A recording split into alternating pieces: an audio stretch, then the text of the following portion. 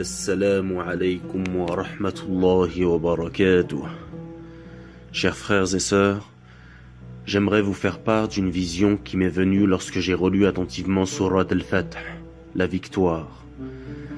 Dans cette sourate, il s'agit, je pense, d'une description de l'allégeance à la Mecque du Mahdi. Nous savons que le Coran contient les histoires du passé, mais aussi les histoires du futur, jusqu'au jour de la résurrection. Alors je vais vous lire cette sourate avec un petit commentaire que je vous ai préparé. La sourate commence par « En vérité, nous t'avons accordé une victoire éclatante ».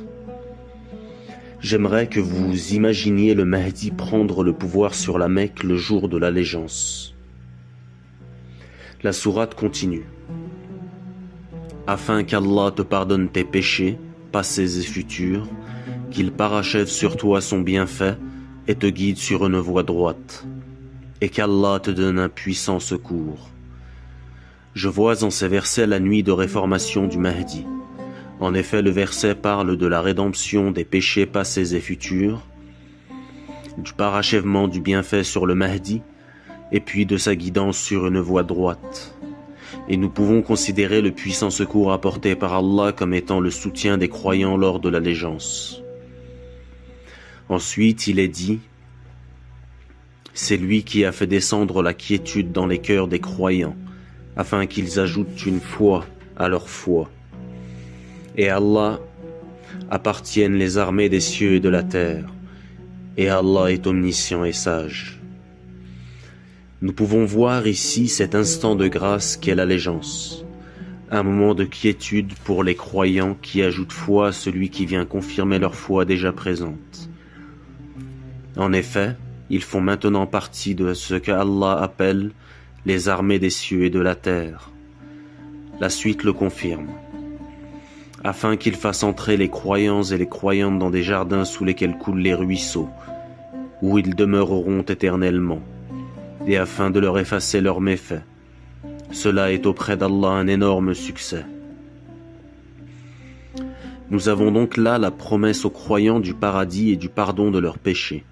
Encore une fois, ce qui pourrait peut-être vouloir dire qu'en ce jour-là, le Mahdi ne sera pas le seul à être réformé, mais tout un groupe de croyants. Allah subhanahu wa ta'ala déclare que c'est un énorme succès. La sourate continue en disant « Et afin qu'il châtie les hypocrites, hommes et femmes, les associateurs et les associatrices, qui pensent du mal d'Allah, qu'un mauvais sort tombe sur eux, Allah est courroucé contre eux, les a maudits et leur a préparé l'enfer. Quelle mauvaise destination. » J'aimerais faire le lien de ce verset avec le hadith qui nous dit que la venue du Mahdi sera un jour qui fera la distinction entre les croyants et les hypocrites. Ce hadith nous dit que les musulmans seront partagés entre un groupe dont le cœur a la foi, sans hypocrisie, et un autre groupe dont le cœur est hypocrite, sans foi. Ces gens-là, Allah leur promet l'enfer. Et Allah répète, « À Allah appartiennent les armées des cieux et de la terre, et Allah est puissant et sage. » Ensuite, il est dit, « Nous t'avons envoyé en tant que témoin, annonciateur de la bonne nouvelle et avertisseur. » Ici est décrite la mission du Mahdi, celle de témoigner, d'annoncer la bonne nouvelle et d'avertir. Et la raison de cela est dans le verset suivant. « Pour que vous croyiez en Allah et en son messager, que vous l'honoriez, reconnaissiez sa dignité et le glorifiez matin et soir. » On peut insister sur le fait que la mission du Mahdi n'est rien d'autre que de prêcher le tawhid, l'adoration exclusive du seul vrai Dieu. Le Mahdi ne viendra pas prêcher autre chose que cela. Sa mission est identique à celle des prophètes, sauf que lui n'en est pas un. La sourate continue en disant « Ceux qui te prêtent serment d'allégeance ne font que prêter serment à Allah. La main d'Allah est au-dessus de leurs mains. Quiconque viole le serment ne le viole qu'à son propre détriment, et quiconque remplit son engagement envers Allah, il lui apportera bientôt une énorme récompense. » On voit l'importance du pacte qui est fondé lors de l'allégeance à la Mecque. Et encore l'on voit, comme dans le hadith cité plus haut, que ce pacte fera l'objet d'une confusion. où certains seront totalement soumis, et pour qui la récompense est énorme, et puis d'autres qui rompront ce pacte et violeront leur serment d'avoir été avant cela du nombre des croyants. Cette allégeance est donc un jour de discernement pour le monde. La sourate poursuit. Ceux des Arabes qui ont été laissés en arrière te diront « Nos biens et nos familles nous ont retenus. Implore donc pour nous le pardon. » Ils disent avec leur langue ce qui n'est pas dans leur cœur. Dis « Qui donc peut quelque chose pour vous auprès d'Allah s'il veut vous faire un mal ou s'il veut vous faire du bien? Mais Allah est parfaitement connaisseur de ce que vous œuvrez. » Ce verset concerne tous les Arabes qui n'auront pas participé à l'allégeance, alors qu'il nous est commandé de rejoindre le Mahdi même si c'est en rampant sur la neige, et qui diront « Nos biens et nos familles nous ont retenus. Implore donc pour nous le pardon. » On voit encore plus ici se dessiner la rupture entre vrais et faux croyants. Seul Allah subhanahu wa ta'ala sait qui ils sont. La sourate continue. Vous pensiez plutôt que le messager et les croyants ne retourneraient jamais plus à leur famille. Et cela vous a été embelli dans vos cœurs. Et vous avez eu de mauvaises pensées. Et vous fûtes des gens perdus. Allah subhanahu wa ta'ala insiste bien ici sur la condition de ces gens perdus qui, si je me permets d'interpréter, pourraient être des gens de par le monde, qui se considèrent croyants, et qui resteront figés devant leur télévision lorsque l'Occident commencera à s'en prendre au Mahdi et à sa révolution dans les médias. Ces musulmans qui ne viendront pas le rejoindre feront l'objet d'un lavage de cerveau des médias. J'avance cela car il est dit que dès que le Mahdi apparaîtra, le monde entier ne fera plus que parler de lui. Et Allah poursuit en disant « Et quiconque ne croit pas en Allah et son messager, alors, pour les mécréants, nous avons préparé une fournaise ardente. À Allah appartient la souveraineté des cieux et de la terre. Il pardonne à qui il veut et châtie qui il veut. Allah demeure cependant pardonneur et miséricordieux. » On voit encore ici un point d'insistance sur le partage de ces deux groupes ce jour-là. Il n'y aura d'un côté l'armée du Mahdi par qui Allah manifestera sa souveraineté des cieux et de la terre, son califat, et puis de l'autre côté les mécréants, ceux qui s'y opposeront. En effet, Allah pardonnera aux suiveurs du Mahdi et châtiera ses adversaires auxquels il promet une fournaise ardente. Le verset suivant dit « Ceux qui restèrent en arrière diront « Quand vous vous dirigez vers le butin pour vous en emparer, laissez-nous vous suivre. » Ils voudraient changer la parole d'Allah. Dis jamais vous ne nous suivrez. Ainsi Allah a déjà annoncé, mais ils diront vous êtes plutôt envieux à notre égard. Mais ils comprenaient en réalité que peu. Donc ici, ceux qui restèrent en arrière verront les avancées spectaculaires du Mahdi qui gagnera chacune de ses batailles et obtiendra des rebelles de grands butins de guerre. J'aimerais faire une comparaison avec ce verset et un hadith qui dit qu'un tiers périront dans le sentier d'Allah et ils seront les meilleurs martyrs, un tiers vivront et Allah leur donnera la victoire, et un tiers s'enfuiront et Allah ne leur pardonnera jamais.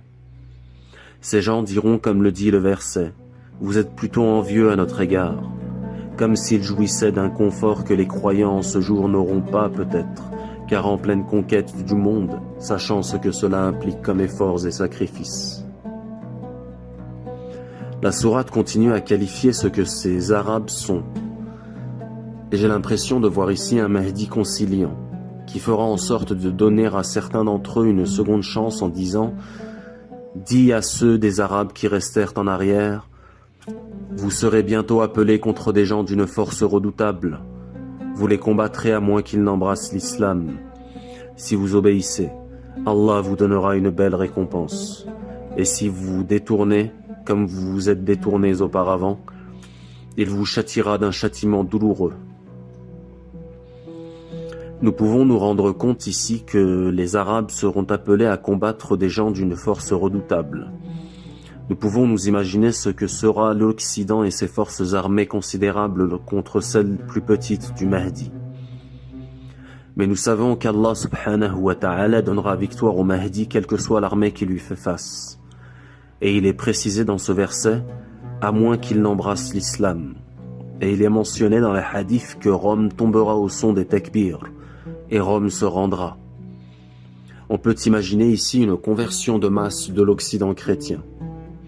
Dans le verset suivant, Allah nous décrit ceux qui sont exemptés de tout cela en disant « Nul grief n'est affaire à l'aveugle, ni au boiteux, ni au malade. Et quiconque obéit à Allah et à son messager, il le fera entrer dans des jardins sous lesquels coulent les ruisseaux. Quiconque cependant se détourne, il le châtiera d'un douloureux châtiment. » Dans les versets suivants, nous avons une autre mention de l'allégeance et un éloge des croyants. Allah a très certainement agréé les croyants quand ils t'ont prêté le serment d'allégeance sous l'arbre. Il a su ce qu'il y avait dans leur cœur et a fait descendre sur eux la quiétude et les a récompensés par une victoire proche, ainsi qu'un abondant butin qu'ils ramasseront. Allah est puissant et sage. Allah vous a promis un abondant butin que vous prendrez, et il a hâté pour vous celle-ci et repoussé de vous les mains des gens, afin que tout cela soit un signe pour les croyants et qu'il vous guide dans un droit chemin. Il vous promet un autre butin que vous ne seriez jamais capable de remporter, et qu'Allah a embrassé en sa puissance, car Allah est omnipotent. On voit bien encore tout le soutien qu'Allah apportera au Mahdi et aux croyants en ce jour-là, et leur donnera victoire sur victoire. Allah dit, il vous promet un autre butin que vous ne seriez jamais capable de remporter. On peut se remémorer que le Mahdi va conquérir des terres qu'il est vrai ne pourraient être conquises que par la toute-puissance d'Allah, comme Jérusalem, Constantinople ou bien Rome. Le verset suivant dit « Et si ceux qui ont mécru vous combattent, ils se détourneront, certes, puis ils ne trouveront ni alliés ni secoureurs. » Des hadiths nous disent que certaines terres comme celle de Constantinople ou bien Rome seront conquises par de simples takbirs. On peut très bien imaginer que les mécréants, ce jour-là, se détourneront comme le dit le verset, et qu'ils ne combattront même pas, et que personne ne viendra les aider. Allah subhanahu wa ta'ala dit ensuite « Telle est la règle d'Allah, appliquée aux générations passées, et tu ne trouveras jamais de changement à la règle d'Allah. » On peut voir ici que ces victoires ne sont que le plan de Dieu, et rien ne pourra le contrefaire. Ensuite il dit « C'est lui qui dans la vallée de la Mecque a écarté leurs mains de vous, de même qu'il a écarté vos mains d'eux, après vous avoir fait triompher sur eux.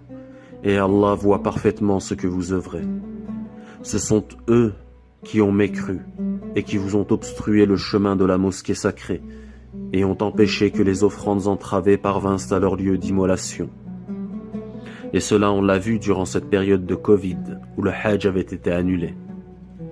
Ensuite la sourate fait une conclusion grandiose en disant « S'il n'y avait pas eu d'hommes et de femmes croyantes parmi les Mécois, que vous ne connaissiez pas et que vous auriez pu piétiner sans le savoir, vous rendant ainsi coupable d'une action répréhensible, pour qu'Allah fasse entrer qui il veut dans sa miséricorde. Et s'il les croyants s'étaient signalés, nous aurions certes châtié d'un châtiment douloureux ceux qui avaient mécru parmi les Mécois. Quant à ceux qui ont mécru, eurent mis dans leur cœur la fureur de l'ignorance. Puis Allah fit descendre sa quiétude sur son messager ainsi que sur les croyants, et les obligea à une parole de piété, dont ils étaient les plus dignes et les plus proches. Allah est omniscient. Allah a été véridique en la vision par laquelle il annonça à son messager en toute vérité « Vous entrerez dans la mosquée sacrée si Allah le veut, en toute sécurité, ayant rasé vos têtes ou coupé vos cheveux, sans aucune crainte. » Il savait donc ce que vous ne saviez pas. Il a placé en deçà de cela une victoire proche. C'est lui qui a envoyé son messager avec la guidance et la religion de vérité pour la faire triompher sur toute autre religion. Allah suffit comme témoin. Mohammed est le messager d'Allah. Et ceux qui sont avec lui sont durs envers les mécréants, miséricordieux entre eux. Tu les vois inclinés prosternés, recherchant d'Allah la grâce. Grâce et agrément. Leurs visages sont marqués par la trace laissée par la prosternation. Telle est leur image dans la Torah, et l'image que l'on donne d'eux dans l'Évangile est celle d'une semence qui sort sa pousse, qui se raffermit, s'épaissit, et ensuite se dresse sur sa tige. À l'émerveillement des semeurs, Allah par eux les croyants, remplit de dépit les mécréants. Allah promet à ceux d'entre eux qui croient et font de bonnes œuvres un pardon et une énorme récompense. Voilà. Ô Allah, fais que nous fassions partie des soldats du Mahdi, le groupe qui emportera le succès sur terre et dans l'au-delà,